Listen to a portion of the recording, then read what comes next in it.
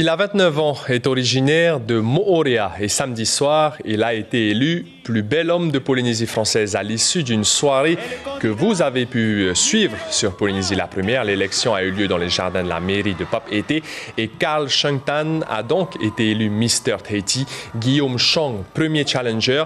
Tane Tuiatera Teanini Ureitemoana, second challenger. Et Reiho Peitia, Mr. Heiva. Bonsoir, Carl Cheng Tan. Bonsoir Maruki, bonsoir les téléspectateurs.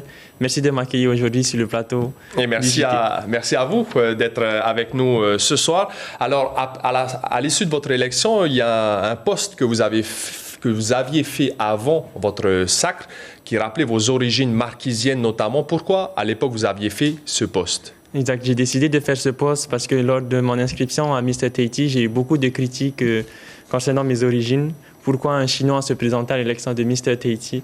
Et j'ai voulu montrer justement que je ne suis pas seulement chinois, je suis également polynésien. Et j'ai des racines dans la culture marquisienne, ma grand-mère est pure marquisienne et je voulais montrer en fait ma diversité culturelle. Et cette victoire, ce sacre de Mr. Tahiti, c'est un peu une revanche face à ses haters? Exactement, c'est exactement une revanche. Je me souviens d'une remarque qui disait pourquoi Moorea est représenté par un Chinois?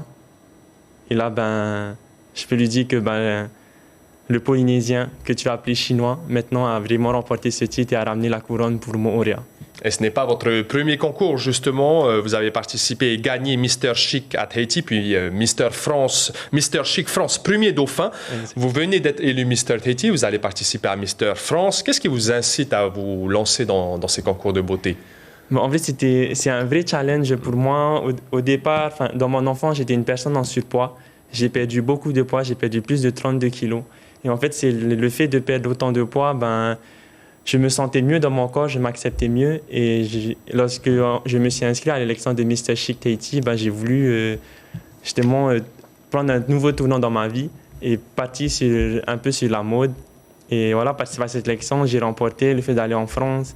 Et ensuite, j'ai eu l'opportunité de participer à l'élection de Mr. Tahiti. Et vraiment, je suis très content d'avoir accepté ce nouveau challenge. Une toute dernière question, Carl Cheng Tan, parce que c'est une cause qui vous tient à cœur, vraiment la sensibilisation à la lutte contre le cancer. Ce n'était pas une élection comme les autres. Vous avez perdu votre père pendant votre préparation au mois de juillet. Il est décédé d'un cancer et désormais, vous voulez sensibiliser les gens. Qu'est-ce que vous avez comme projet en tête? Exactement, ça me tient vraiment à cœur de parler de cette cause.